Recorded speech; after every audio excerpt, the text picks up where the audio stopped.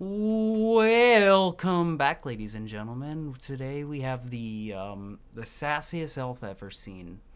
Um, for, Sassiest. for the YouTube viewers only, but otherwise we are just here. It's the two of us. Um, I am Mason Bell, the owner of Wave. And I'm Aubrey, King of Elves in French. And what are we talking about?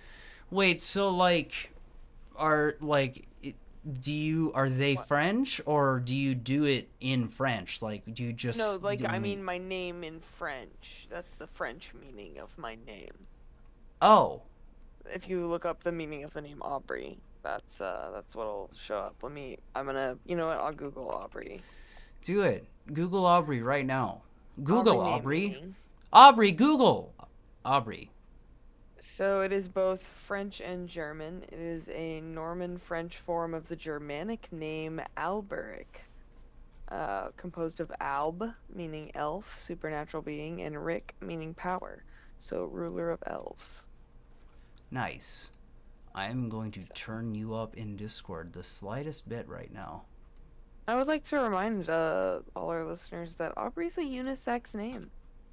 Um, I've I'm often told people that Aubrey could be a name for a boy, and people are like, "That's just false." And I'm like, "No, it's not false. It was a boy name first." I've been hearing that Mason is being considered a unisex name nowadays too. I don't know if it's always been Yes. that way, but I think Mason is along the lines of Carter. Like it works for a girl. yeah, fair. Like it's a harder name, but like it's not in either direction, I don't think. It is very neutral. I get told by a lot of people that they like my name, but it's like one of the more common names for people my age, I feel. I don't know. I grew up with a lot of Masons, so I just never really perceived my name as being anything that special. It's just Mason. Well, it's one of those names that it makes sense. It's one of those names that like historically makes sense. Are you talking about because of my father's line of work? Well, yeah, I just mean, well, it being a line of work and that being where the name kind of comes from. I was born multiple years before my dad started this business. So, if you're trying to tell me my dad named me after a Mason, I only semi believe you. Do you think that maybe he thought he was dreaming about his future career and that's why? Because like that's the Mm. only. It was like 2 or 3 years before he started his job that he had me. Well, yeah, I mean, I don't mean that they named you that because of it. I just mean that that's like the origin of the name. Yeah, I mean, I guess it's fitting. Like, I'll give it to you. It is fitting that I have this name that I have, of a name that this name I have. But I don't know. It's just some. I just wish it was a little longer. That's the only thing. It's the weirdest problem to have. But I have the problem today that my hair, my name is not as long as I'd like it to be. Uh, what's your Fair. problem today, Aubrey? What is my? Oh man, I got so many problems You today. got so many problems. I got Do you, so Aubrey? many problems. All the problems. Well, that's why we're Like here, right? why do hangers not why aren't hangers built better so that the clothes don't just like slip off the edges? I don't know because it's also isn't it the same thing that the hangers are built bad to where you have to like basically rip open the neck hole to fit them on there sometime. Sometime it's too big, but also sometime you tear when it's too small. This is true. This is true.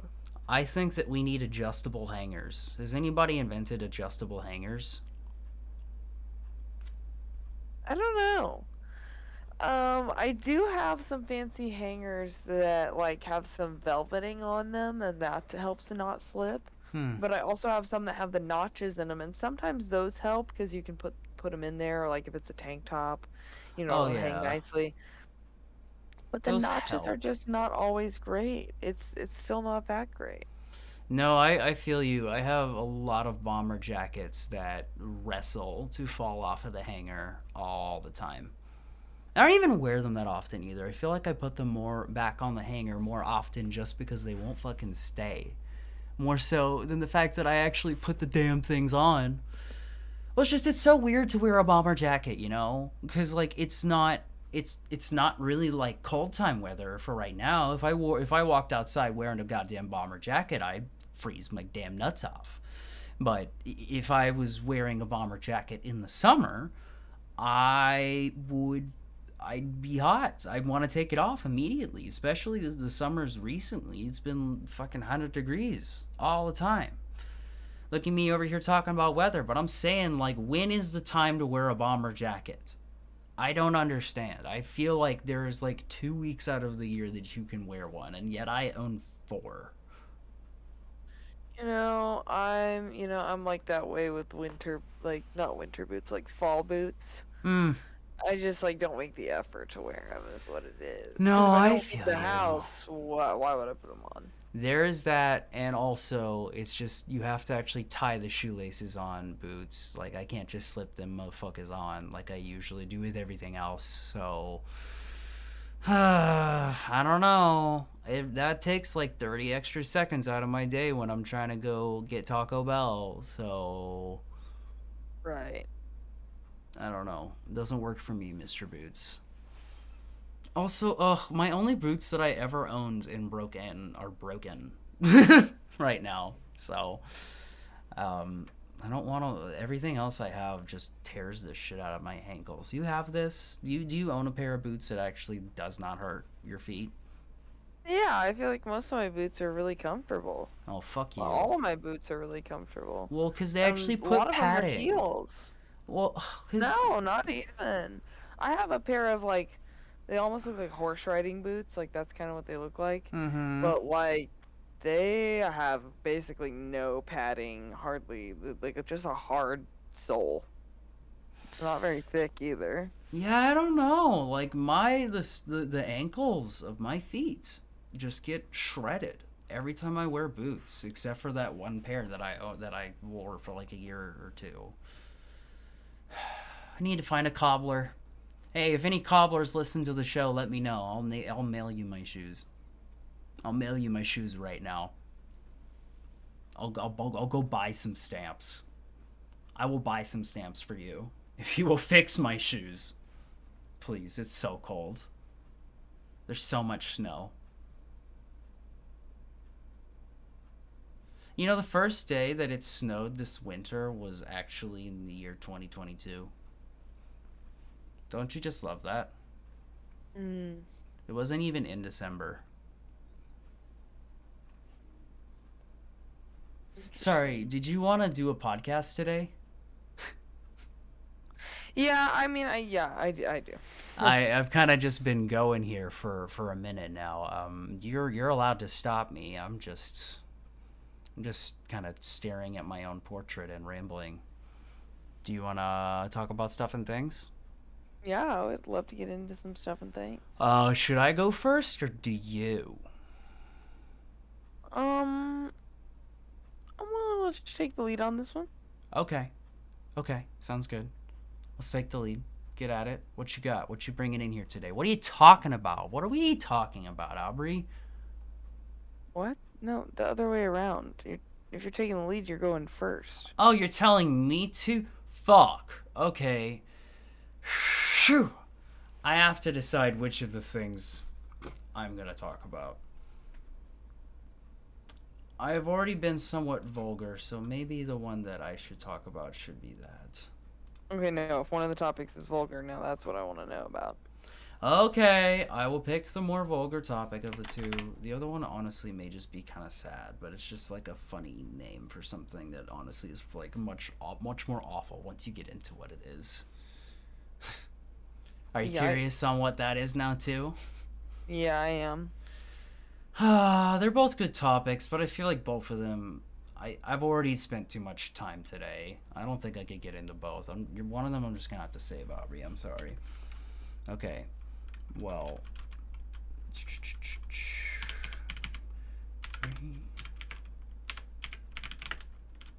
Oops, I am not typing in the right search engine right now. What is going on? What the fuck? For some reason, when I type, I do command strip thing. Why are you command stripping? Stop command stripping. Okay. Fuck. I don't know what's going on right now.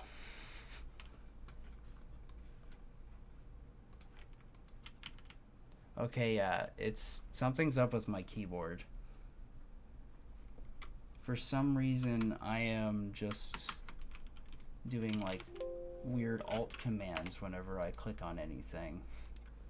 Whenever I like type in my keyboard. Okay, so I'm gonna have to figure that out later. Today's research is gonna be on my phone. I don't have time for that.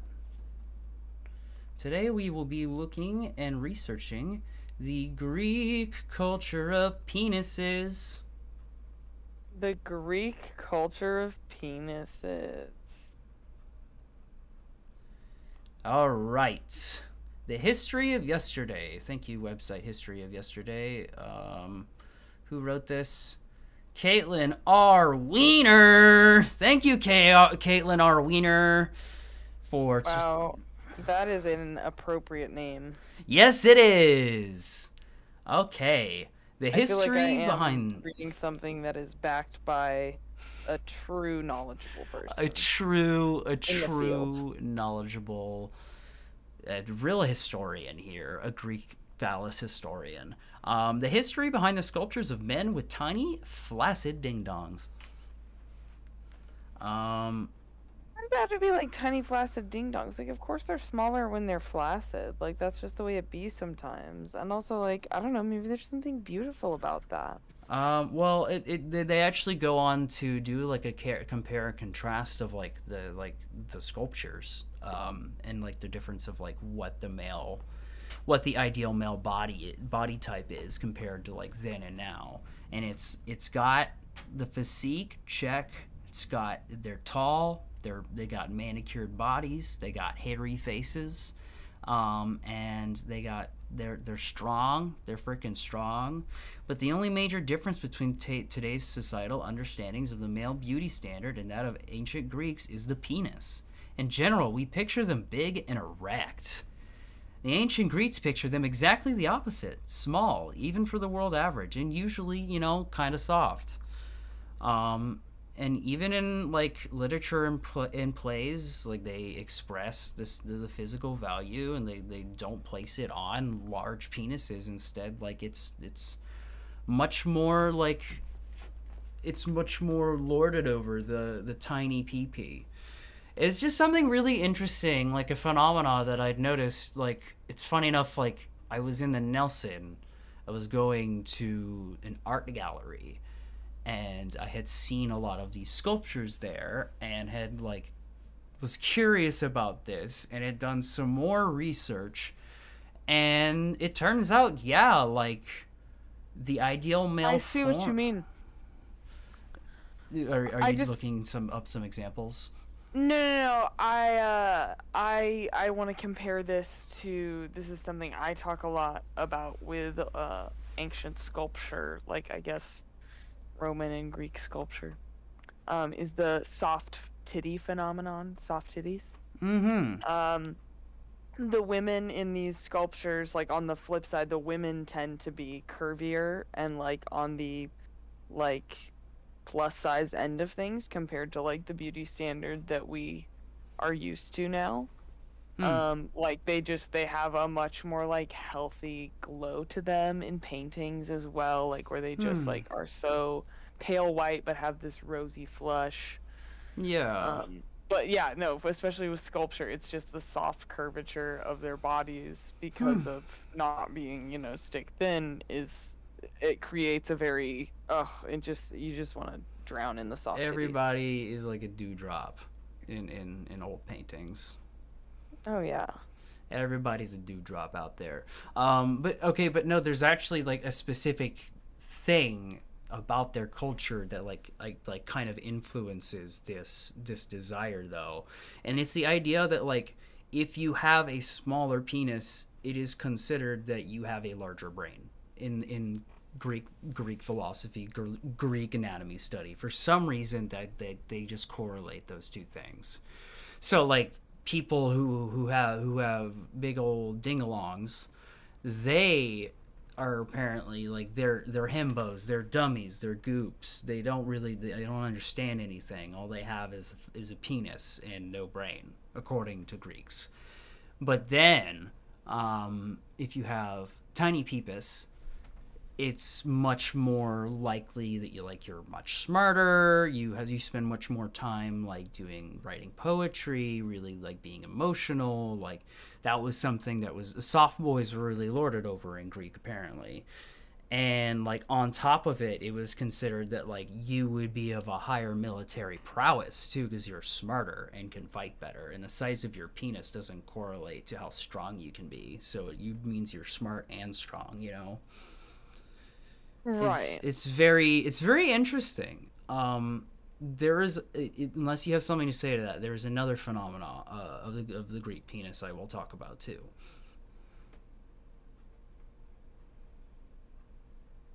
Did you have anything to say to that? Sorry, I just found I was looking for a specific source for what I wanted to talk about, and I found the thing. Okay, well, did you have anything else to say, or should I move on to my other thing about the Greek peen? Well, I mean... No, wait, it was the Romans that were really gay, not the Greeks. Oh, I mean, the Greeks were pretty gay, too. But, like, they took after one another. I do find it interesting, this phenomenon of being like, well, I might have tiny pee-pee, but I have big brain. Like, no, you can have tiny pee-pee and tiny brain. It might just be the roll of dice for you. Yeah, I mean, maybe it's just the way that the boys with the tiny peepees compensated for having them back in the day. But who's to say, really? Who's to say? But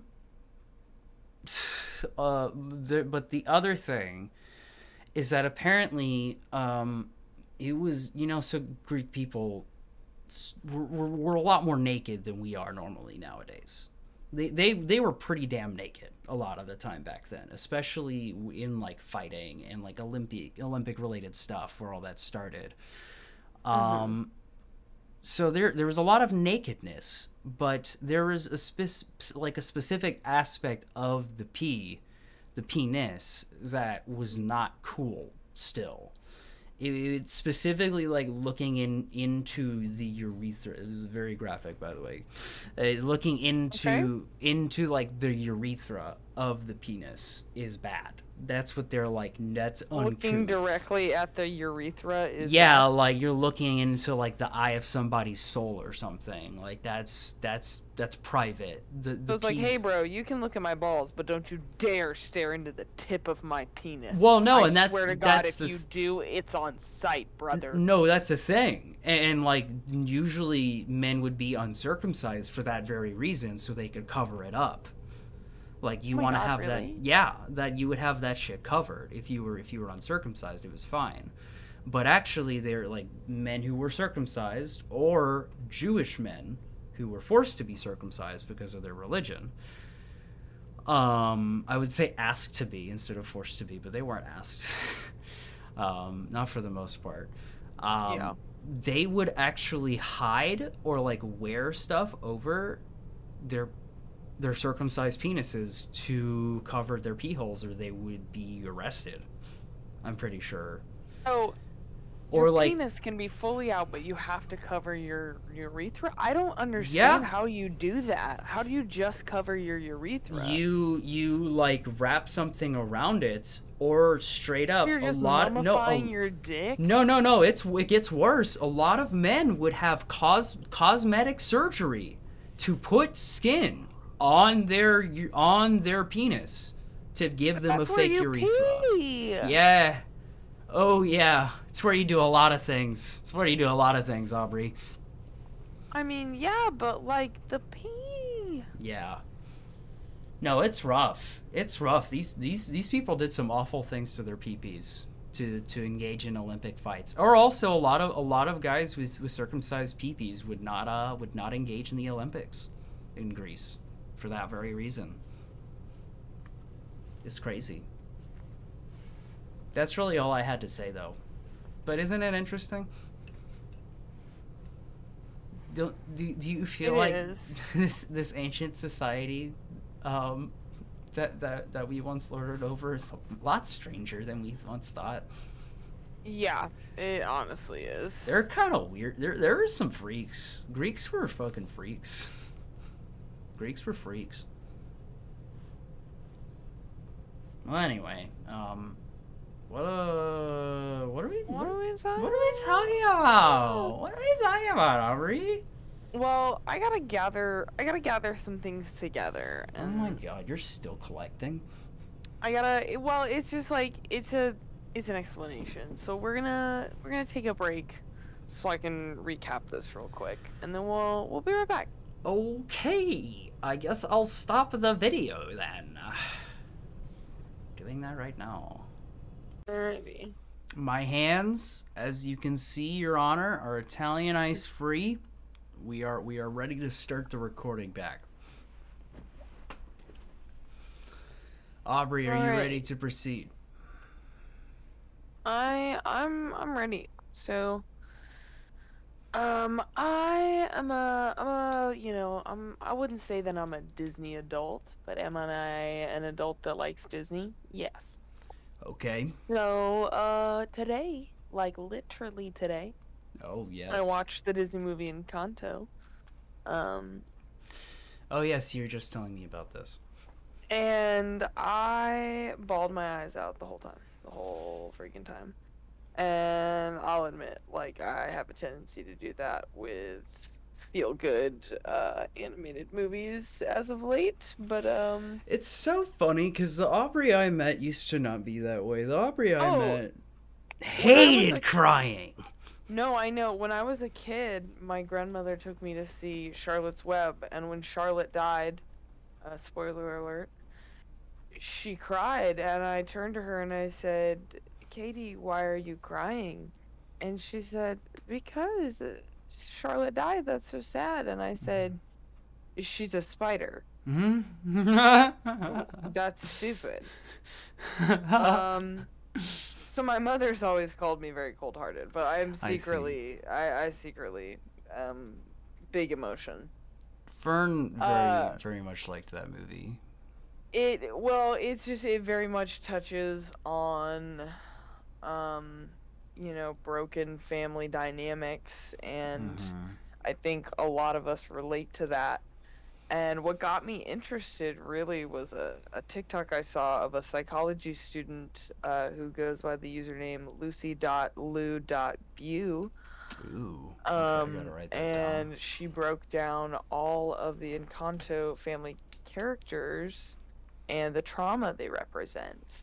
And I found that incredibly fascinating. So I kind of had a little bit of knowledge going in, like, to what these character roles potentially were, at least in the eyes of this person. Okay. Also, not to delve too much into my personal life, but I had a large family fight over the holidays. Fun. As we all do, I guess. And I don't know if I did this year. So this movie felt very appropriate and fitting. Visceral, open woundy, as they say. Yeah, and I definitely probably reacted to it stronger than I would have, but even so, I mean, granted, my family dynamic would still be the same. So, I guess we'll just go with, we've got this awesome cast of characters, which I found great. The music was awesome throughout, especially Luisa's song, which, what is the title of her song? Jemani, you got Oh, this. surface pressure. So in the beginning of the movie, we've got this depressing beginning of this story. Basically, the grandmother, Abuela, when she was young and married her and her husband and their Aubrey, 3 little babies. Oh, Aubrey, have you snuck a movie review into this episode? I have Loki, yeah. We're just Oh gonna do a my mini one god. though. Oh my god. Basically, they have to leave their home, and as they're crossing this river, Pedro risks his. We open on Abuela and her husband at the time, Pedro. This is when she was young, and her 3 infant children, who are the older members of the family, Julieta, Peppa, and Bruno. Um, Yes. as babies.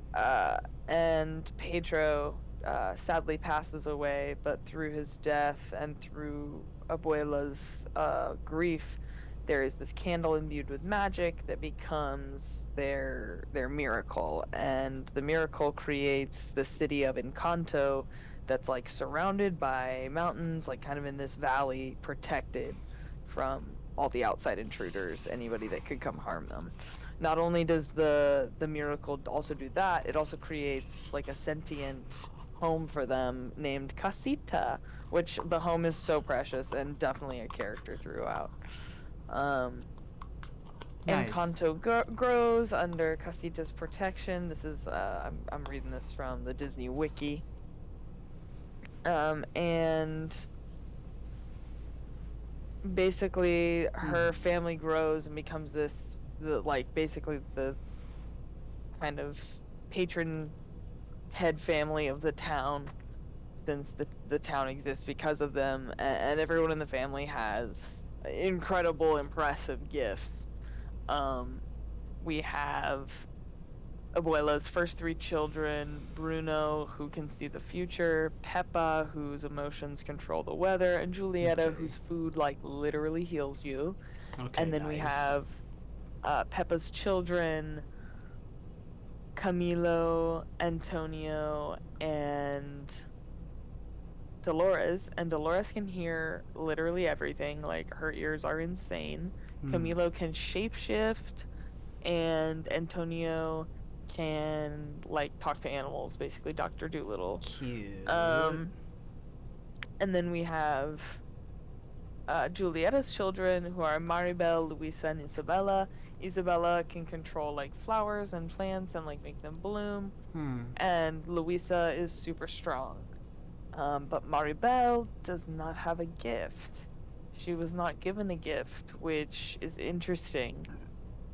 And also wait, a is clear she point one of of the tension in the family, not to mention like Mirabelle feels incredibly excluded because everyone in her family has gifts. And where is she in the family? Is she one of the youngest? She isn't the youngest. Like, Camilo and Antonio are definitely younger than her. So the And I'm baby not boy. sure if Luisa and Isabella are older than her or if they're around the same age. But she's like in the younger generation of the family. Okay. Oh, yeah, of course the soundtrack for this movie incredibly slaps, and I'm just not realizing why, because Lin-Manuel Miranda helped write a lot of the Oh, music. yo, nice. Yeah, I think I heard in the reviews that I watched for that he was involved. He may have sang in it. I'm not sure though. He's not listed in the cast. He did help write, though.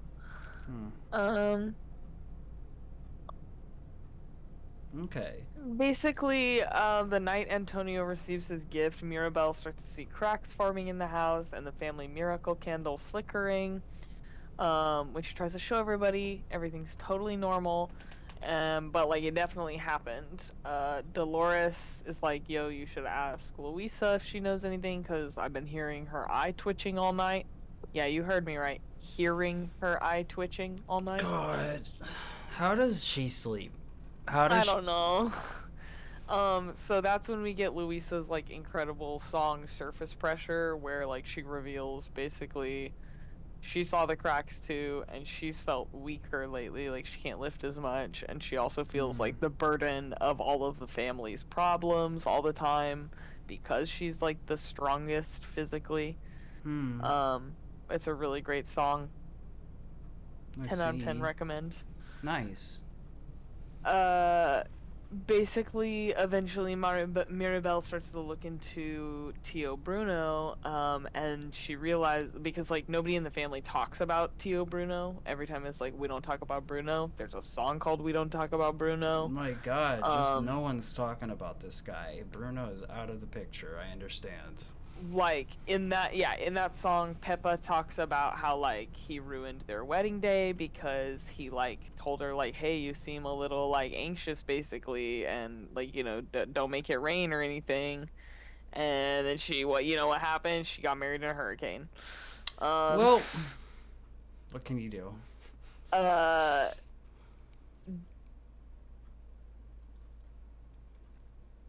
That blows. 1 second, let me. Yes. Are we getting to spoiler territory or? Yeah, I would say if you're gonna watch the movie and don't want spoilers, maybe stop listening and come back. Um, because like parts of what I'm about to say about the prophecy are definitely spoiler territory. So in the song also Dolores mentions the prophecy and something about, hearing things. And Camilo mentions like him messing around with rats and stuff like that. And then we see some of the villagers talking about like prophecies he gave them that were negative that came true. Hmm. Um, so like it's all really like, oh man, like we don't want to talk about this. It's like shitty and crappy. Uh, Gotta love that. Okay. yeah, but obviously, like me, Mirabelle's curiosity got the best of her, and she goes into Bruno's like old room and finds the pieces of the prophecy, revealing like that she is part of the prophecy and she might destroy the family in the miracle. Oh, But just. the whack Hmm. part is like her family's been knowing about this prophecy the whole time and like never let her in on it. Um, Hmm. and so there's all this family drama around that, and then Sounds fun. a lot of other stuff ensues. But it's interesting the way that Disney plays with family dynamics in this. Like it's kind of like with Inside Out, like I really liked the take on, you know, looking at the mental state, but Mm-hmm. something that children can understand. And this is looking at the roles of the family in a way that children can understand, and like Mm-hmm. not like the positive roles, like the Yeah. negative ones. And I had seen a TikTok by user Lucy Lou Bew, and Mm-hmm. she broke down in 3 different videos all of the characters in the family and the different psychological, like negative things they represent. I'll just do a couple of them right here. Bruno and Maribel represent the scapegoat, both of them, because Abuela and the whole family kind of blame Bruno for sure for a lot of the family's problems, but then Abuela herself like blames Maribel for a lot. No matter how much everyone else in the family loves Maribel, even though she doesn't have a power, Abuela definitely looks down on her for that because she is almost like a stain on the family name and like their miracle abilities. The Um, outlier, the black sheep. yeah, Hmm. Peppa, this one I thought was really interesting because of her emotions and then being the weather and like being so on display all the time around her. Abuela a lot of the times is like, control the weather, control your weather there, get the clouds to go away, stop that, quit that. And that's like a form of emotional gaslighting. Mm-hmm. And we can see God. like Peppa has like very manic energy the whole time, and I find that really Mm-hmm. relatable. Um, Yeah. and then I suppose the last one I will do would be Abuela. Is did I say Abuela's the abuser? And you did in the recording that I didn't Okay. hit record for. Abuela Abuela represents the abuser because, you know, while she does have a change of heart at the end of the film, she definitely is a big problem and like the source of most of the bad energy in the family. Like everyone is always like tiptoeing on eggshells around her and making sure that she's pleased and happy. And it's just like, you know, I'm sure everyone can relate to that, in a way, like just always having to please the older generation, even when it's not necessarily like, I don't know, Yeah. the the morally right thing. Um, I but I would thought say this not, movie was yeah. really great, and if you're even if you're not into like children's movies, the soundtrack is great. So if you're into Mm. musicals, at least give it a shot for that. But Yeah, it seems like I need to watch it too, so like damn you, now I need to find a time to yeah, watch it. not to mention, like, I thought the portrayal of Hispanic culture was done well because not only was the casting appropriate, it was also like tasteful and not, you know, done in a way to Mm-hmm. capitalize off of another culture. I agree, Um, from what I've which seen. I which was what I appreciate. I was really surprised Maribel, the main character, is voiced by Stephanie Beatrice, who is most famous for being Rosa on Brooklyn Nine-Nine. And Oh like shit! Love her. I was like, are you for real? That's crazy. Hmm. Like it's just like because Maribel is such an upbeat character, and they just don't see her doing that a whole lot. Yeah, that's. It seems like she's got some great range then. Gotta love an actor with good range. It's Absolutely. respectable. Well, I'm glad I was able to sneak in a little mini movie review. Yeah, good job. We will bring you some great quality unstructured content in the coming times. And Yes. until then, we'll see ya. Yeah, thank you for bearing with us on the on. As we talked about diverse topics today of penis and children's media. Oh, why did we do that, Aubrey? Aubrey, why'd you do that? I hope this episode gets titled Penis and Children's Media. Or just like Oh, peen. Maybe like peen, P-E-E-N. I could like censor. I don't know. I've got some things to figure out now. Either way, thanks for bearing with us on our unexpected Christmas break. We all need one of those. You get it, right? Yeah, we have to take a vacation sometime. I promise we're back on schedule now. But work and school is starting, so we'll see.